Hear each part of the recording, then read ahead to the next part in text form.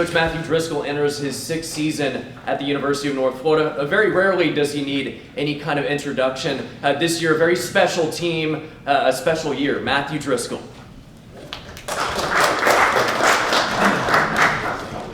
Thank you kindly. One of the special things about this year, I'm glad he went on the mic, is because I don't want to blow us away, but one of the special things is I'm turning 50. So Coach Tapmeyer, Justin Bieber, I don't know who that is. So I know it's a singer, I know it's somebody that's a little bit whacked out maybe, but man, all that music that you play, now I'm getting older, it's just not the same as it usually is. Really, really blessed. Obviously, we're entering our 6th season, and our culture is at an all-time high. Our talent is at an all-time high. And the one thing about this group is they're extremely special. And I believe that false humility is a sin, and I'm not going to sugarcoat exactly where we are, what we're doing, and where they picked us. I'm a big believer that March is reality. And right now, all this stuff on paper is exactly what it is on paper. However, we do have a special group of people who really care, and they're great servants. Our esprit de corps is phenomenal. Last year, it was really, really special. This year, it's even better.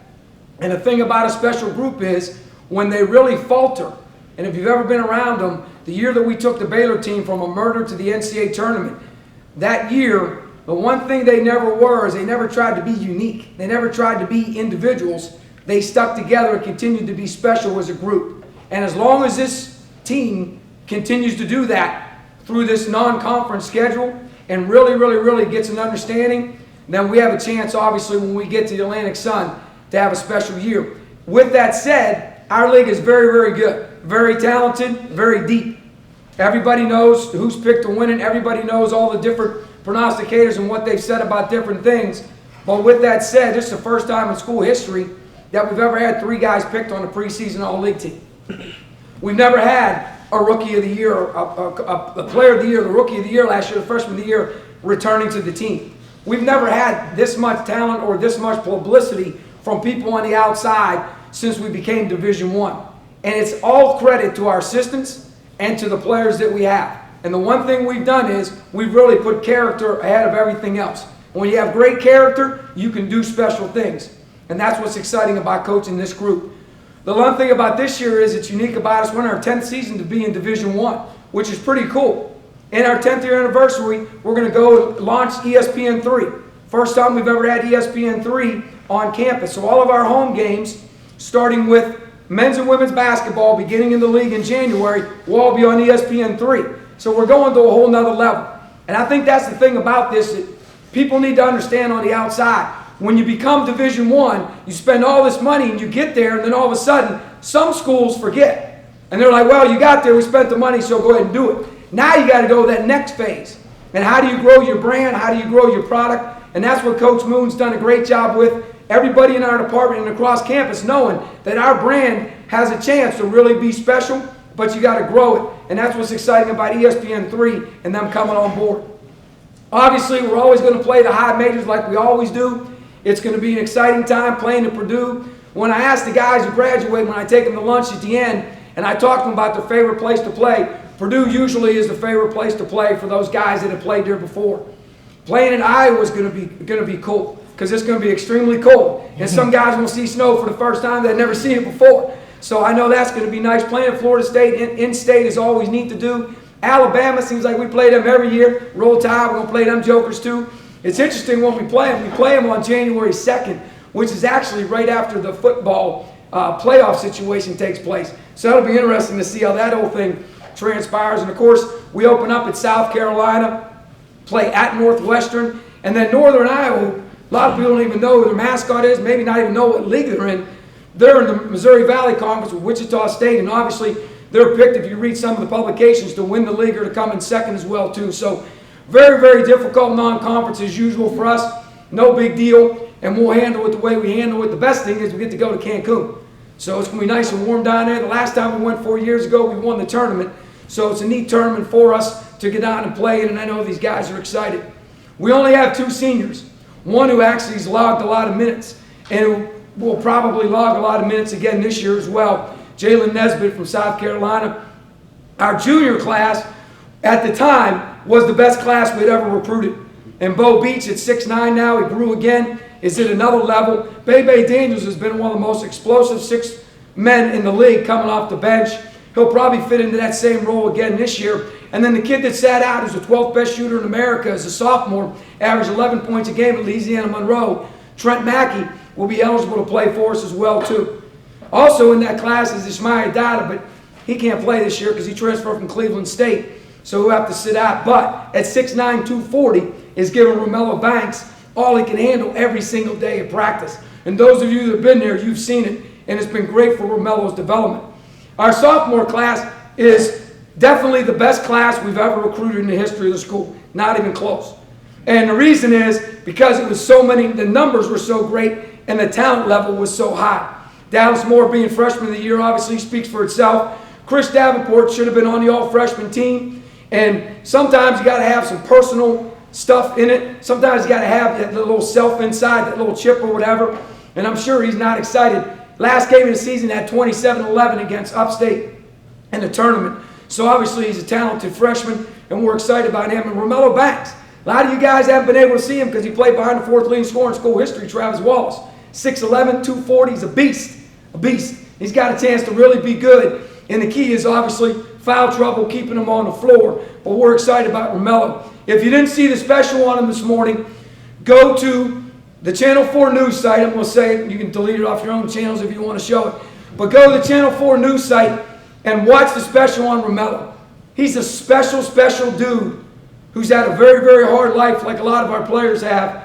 But he's really an inspiration to young people. And people should watch that special just to learn how to be selfless, which is a really cool trait for a 19-year-old kid. Also in that class that you all forget about is Aaron Bodiger. Because remember, Aaron tore his ACL, so he had the red shirt. Aaron's a big-time shooter, makes threes. Even yesterday made an old granny shot. Remember how grannies used to shoot that? Clock was running down. He grannied one in and still went in. He one of them jokers that can make shots all the time. So we're excited about Aaron Bodiger being in the class. We got two unique dudes in that class. We've never had two JUCO kids who went JUCO for 1 year because they were good students and were able to come out because they're called qualifiers. So they both have 3 years left. Osborne Blunt and Nick Malunga, they're both in that class as well too. So that gives us a lot of depth in that class. Then in our freshman class, we really didn't have many pieces. Carlos Odom, unfortunately, tore his Achilles. He'll be redshirting this year and won't be participating this year. Surgeon went great. He's doing great. And then my son is on the team as a walk-on, and it's a blessing for me, not for him, but it's a blessing for me to have him around. After 19 years of his life not being a part of his life because of this business, hopefully I can recoup some of that, and hopefully as practice gets better and better, he's been doing a better job giving these guys some rest so these guys can lower their legs so they're not out on the floor all the time. So it's an exciting time, obviously. I've been on the go all day. I've had my Dunkin'. I've had practice. Now I got a Smoothie King. I'm all juiced up. So go ahead and ask me your questions. I'm ready to give you the answers. Yes, sir. 12 road games and a 15-game stretch. Thanks. How much longer, I was really having a good day, too. Remind me about that. How much longer do you, if this program progresses the way you want it to, are you ever going to get to the point where you don't have to be playing 5 and 6, 7 money ball games? Well, first of all, it's a great question.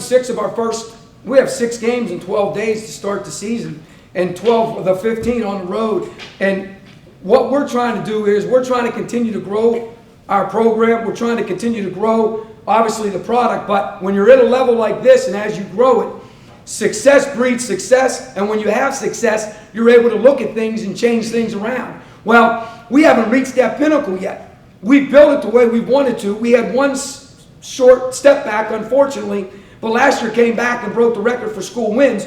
So because we're doing those things, I foresee in the near future for things changing. But like anything else in life, Gene, you got to win. You got to do what you got to do. We get summer school. We get extra academic help with people. We get extra able to do different things with facilities. We're able to do a lot of different things because of what we do. So the athletic department, it's just the way it is. And when you're at this level, some of those things you just got to understand. Now, if you ask these jokers, they're going to tell you, we don't care who we play. Because these are the same jokers we're playing in AAU. These are the same jokers we grow up playing with. So they love playing against those kind of cats. You probably got more versatility with this team than you've had with any others. How long will it take you into the non-conference for you to feel comfortable with the starting group? Interesting question. You say that. We've actually had, in the last 10 days, a little extra. You never want to have it, but we had a little bit of an injury that's okay now. But because of that, we had to do something that we're going to do anyways. So we were able to do it for 10 days in practice. And because of it, it's actually came to fruition a little bit faster than we thought. Now, we have older players that are a little bit more experienced, especially Bo Beach. But now when you put Bo in different places at 6'9", now we become, remember, we've always had a Travis and a Romello, a Travis and an Andy. Well, now we have a Romello and nobody else. So now it's going to be Bebe, Chris, and Bo. So it's going to be interesting how different we're going to be and how people are going to have to game plan for us differently because of that versatility. And we're going to start 6'11", 6'9", 6'7", 6'6", 6'1". There's probably not too many high majors in the country who are going to start. When we were at Beta last year, we started 5'11", 6'1", 6'1", 6'9", and 7 foot. So we're bigger than those jokers were. So we are really blessed. We could have actually 6'6" or bigger, 6'4" or bigger on the floor sometimes you're going to see when Trent goes in the game and we move Jalen over to the lead guard spot. So you're right. It's been kind of cool. And because we've had 2 scrimmages, private scrimmages, we've been able to see a little bit more. And because of that little injury, we've been able to see it. And it's exciting for me as a coach to see that we have that much versatility. It's a great question. You said at the beginning that you've never had more talent and the culture's never been better. The talent is obvious to see. Anybody with a naked eye can see that. Thanks, Gene. What's this thing with the culture? Because this is one of those generic code words that coaches throw out there. And you've been here long enough now to have established a culture by the second or third year that you were here. So why is the culture better now than it was last year or the year before that? Because to me, it doesn't make a whole lot of sense. That's a great question, and I'm glad you said that because I'm going to answer your question the way you said it. And the reason why I don't look at it the way you said it, like it's a generic term or it's a coach's term, is because when you create a culture and you take a step back like we did with probably the best team we ever had coming back that was senior laden, your culture takes a hit because you always want to be a player-coach team. And you want to have the players to be able to coach in between the black lines, which we know is the most difficult place to have it out there, where I don't have to be calling everything and I don't have to be doing everything. And we got that this year. We didn't have it last year.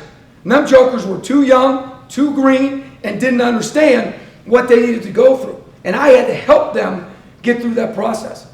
But now we've got it back, the culture back, to where it's a player-coach team, like we did leading into that season with that class, that senior class. So that's why, to me, that word culture, we've got it back to where we want it, where it's a player-coach team.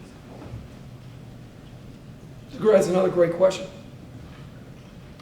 Coach, since you've been here, you've always really had a lot of big forwards, but you've never had a player like Romello. And now that he's able to be featured, how does that change the style of what you're doing in the front court? Well, first of all, Andy Diaz was a 1,000-point scorer and made no threes in his life. Travis Wallace was a 1,000-point scorer, 4-time all-time leading scorer. He made 1 3 against Stetson. He's 100%. He has the best percentage in the history of UNF. He wouldn't even take another 3 because he didn't want to screw it up. So because we understand how to get the ball to those guys in those places, obviously I've coached pros. I've coached a lottery pick. I've coached guys that have been 6'10", 6'11", 7 foot in my career. And because I'm little at 5'8", some people don't look at me like maybe, but like everything else in life, when you have confidence and you're able to get those guys the ball, we have the same thing with Romello. So basically, we're just putting his piece into the puzzle, if that makes sense. You said that Parker Smith may be the best pure shooter that you've seen. He definitely was the best. He's the best shooter I've ever coached. Does Mackey have the capability of being similar or even better? He's different than Parker, and his percentage was actually better than Parker's senior year. But remember, Parker, that's really all he did was make threes. And he made them from crazy angles, crazy distances. And I got a call yesterday from a pro team, a friend of mine, and I was blessed to coach the all-time leading scorer in Big 12 history, who was a three-point specialist. This Parker was a better shooter than him. But Trent can floor it. Trent can play the lead guard and find people. Trent weighs 185, so he has the ability to get guys on his hip and to create. So Trent's a different player than Parker. And because of that, I think he's going to do more where you won't even compare the two together, because Parker really wasn't that kind of a player.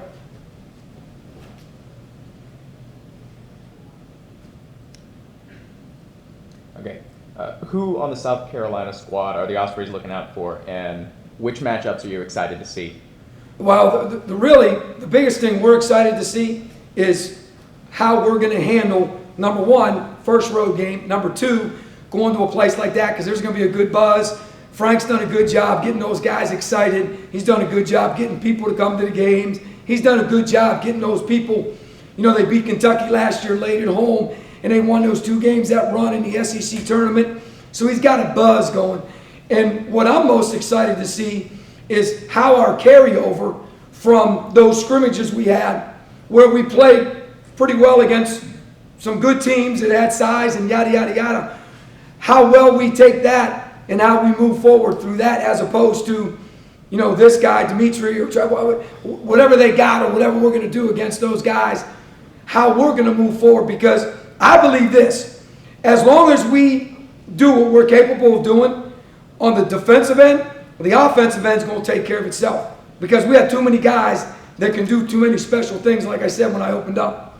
So what I'm really most looking forward, how we can carry over. Let me tell you this stat. 30 out of 32 leagues in America, I think it's 94%, do the math. 30 out of 32 leagues in America, the team that finished first, second, or third in defense won the regular season or the tournament. So it isn't rocket science what you have to do. Everybody who's won our league has been first or second ever since we've been here.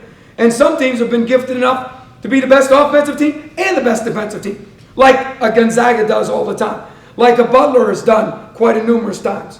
So defensively, we came leaps and bounds last year rebounding, and we have the chance to be the best rebounding team in the league if we just continue to grow what we did last year. And it wasn't drills, and it wasn't technique, it was just talent. We brought in better rebounders and guys that can get rebounds. So that's what I'm really most looking forward to. And the one thing about these guys, because we play so many games like this, I mean, it isn't like these guys are going to walk in there and be like, whoa, wow, this is a big arena. I mean, they played in all these kind of places. So I'm really looking forward to see how we grow in this non-conference.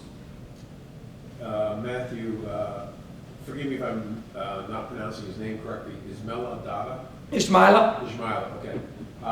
Most coaches would not take a transfer who's only going to have 1 year of eligibility left. What was the factor here? It's a great question. That is a great question. And you're the first person that's ever asked it. And we actually had that conversation as a staff. And here's why we did it. First and foremost, he is a great kid, and he played at a junior college in the state, so we knew a lot about him. He played for one of my assistants who knew a lot about him. And because of his abilities and because of that, that came into the factor. The second factor was, how much better would it be if we had a guy that could go against Romello every single day and go against Romello? Remember Swen Nader? Remember where he played? No. UCLA. And you know why he went there? Because John Wooden told him, if you come against Kareem Abdul-Jabbar every single day, you may never play, but you're going to get a whole lot better, and he's going to get a whole lot better. He was the first NBA pick ever who didn't start on his college team. There's a pretty good stat for you. John Gordon, I'll give him all the credit. He's the one that told me all that. So Ishmaela's got a chance to go against Romello Banks every single day and make Romello that much better because of his girth. And he's a good talent. So next year, now you go back to having 2 of those guys. So now you're back to having that comfortability as well, too. So it's a really good question. As an aside, how many Red Bulls did you have before you came to the tournament? I've never had Red Bull in my life. Wow. How many vodkas did you have? I don't drink. Except Dunkin' Donuts. Yeah, well, I'm good. Coach, if your team doesn't host a home playoff game this year, do you think would be a disappointment? Would you be disappointed? Absolutely. There you go. You've answered your own question. Because really, we're disappointed we didn't do it last year. You know what I mean? I mean, let's throw it all out there. I mean, it is what it is. And I don't care. Like I told you last year, I never let these guys talk about youth. I never let them do that because I didn't believe in it. They're too good. Just go do what you're supposed to do. And the last 2 home games of the year, those were telling games. Now we go beat Mercer, and you know they had the 10th longest winning streak in America and all that kind of great stuff, and we won. But those 2 games were crucial. So absolutely, absolutely, we're here, guys. We're here to win. Let's not fool ourselves. Number 1, if I don't win, I get fired. That's life. Number 2, that's what we're here to do. Like somebody said to me, I'll never forget my first game ever. Who remembers who it was against? Notre Dame. And I was on the phone, and one of these guys asked me on the radio, Coach, do you think you can beat Notre Dame? What am I going to say? No, we have no chance. Of course we do. We got a game plan. Here's what we're going to do. Yada, yada, yada. I mean, that's what we're here to do, to win. And these guys understand that. And it's no extra pressure. Expectations are an all-time high. All-time high. But you know what? We're going to stay humble. We're going to stay hungry. I'm going to make sure they stay grounded. And we're just going to compete. And when you compete, you have to complete. And that's the difference. Because if you don't complete, what's missing? An L. You can use that on your radio show. You talked about all this talent, a lot of expectations, optimism is high. What concerns you going into the season? Another great question. Someone asked me that out there. We did a little bit. As every coach is concerned in basketball, the number 1 thing is injury and illness. I mean, those are 2, they could be very devastating to your program, especially if it's a key 1 or 2 guys. And you can't do anything about it.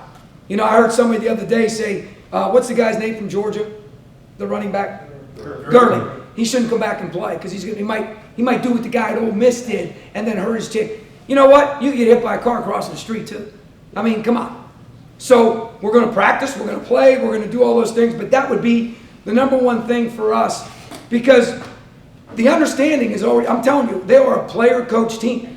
I'm telling you. And I know because I sit there and watch it. I mean, if you'd have been here today, Drew was there. If you'd have been here today, like the guys telling dudes what to do, it's unbelievable. So that would be my biggest concern going into it. And our league's good. Like, here's what people don't understand. Lipscomb beat Gulf Coast by 21 the last game of the regular season. 21! Our league is good, man. It's always been good. 1 year we had 4 people tie for first. So it's a tough league, and we got to be ready when we get to the league.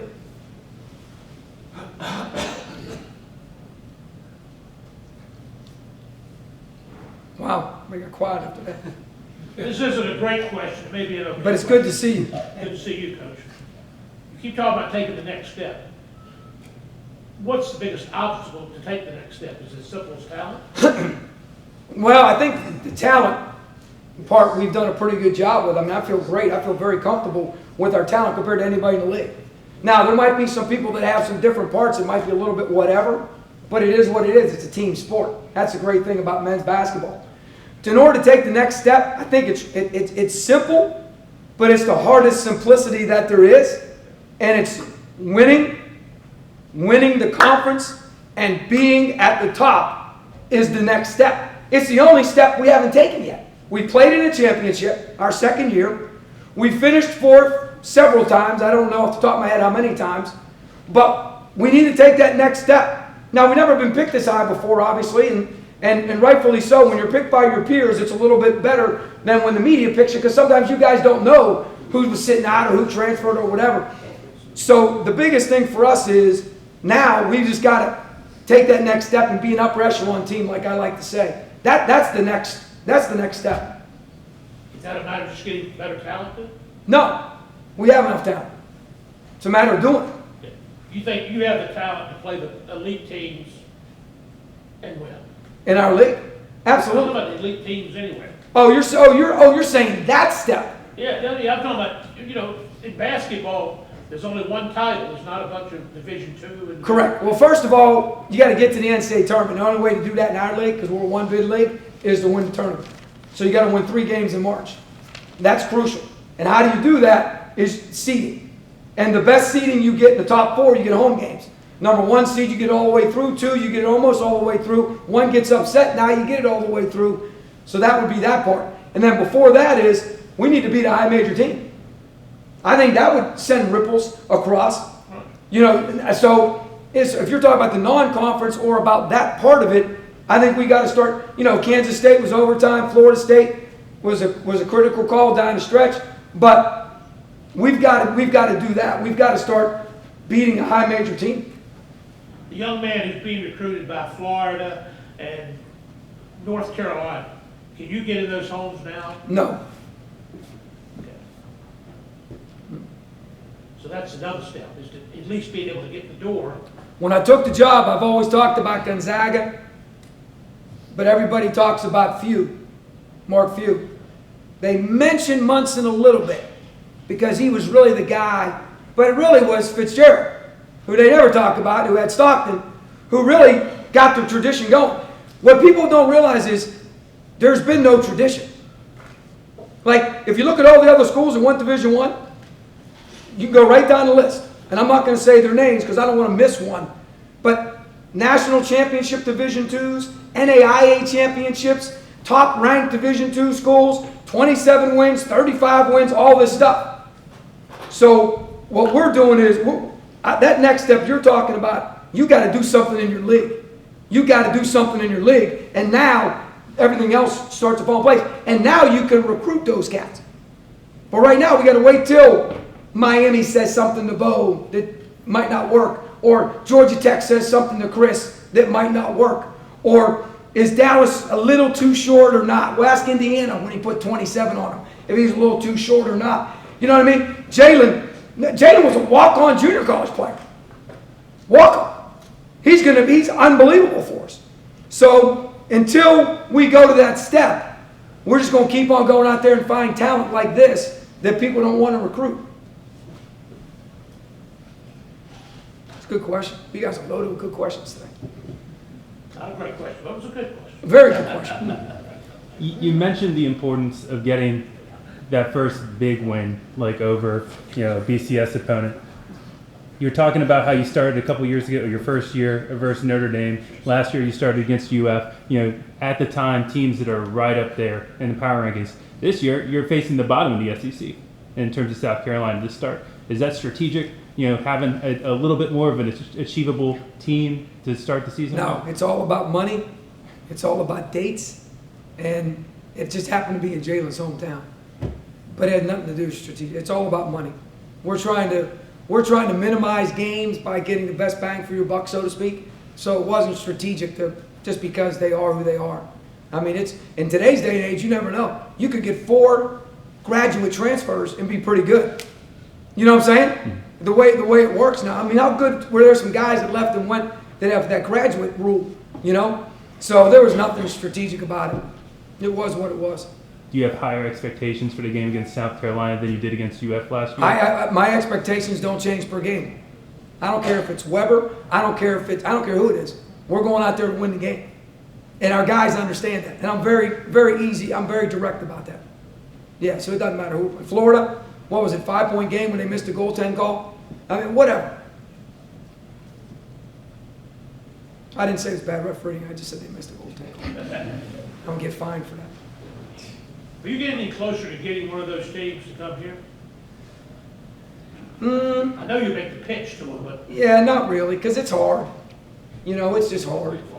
Because now, there's no money involved, and the gate's good, but the gate can't equate to that. But I do think we're going to have that opportunity shortly, where we can get somebody come in here and bring somebody back home, so to speak. A kid from Jacksonville or a kid. I tried Villanova hard because of the Bell kid was from here, but it just didn't work out. Could you get somebody to come in and play in the arena downtown? Is that even a...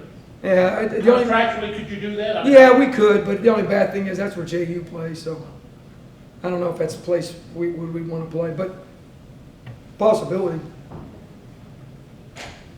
You get somebody to pay us to come here, that'd be cool. You get that worked out, that'd be awesome. Hey, road wins are big, RPI. I understand, but you gotta get the win first. Exactly, as I like to hear you say. Thank you, Coach. Thank you.